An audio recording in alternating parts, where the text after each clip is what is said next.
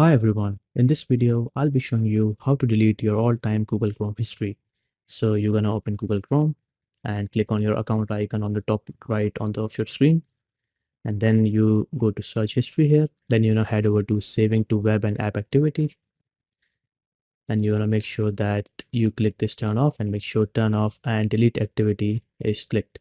So this is gonna turn off your search history and then delete all of your browsing history as well. So the next step is to press on these three vertical dots on your top right of the screen. Make sure you head over to delete browsing data. Make sure that you go to more and select all time. Make sure you select all of these. And when you press delete data, this is going to delete all of your Google Chrome history. So that's it for the video, guys. I hope this video helped you. Make sure to leave a like, comment, and subscribe to the channel. I'll see you with the next one.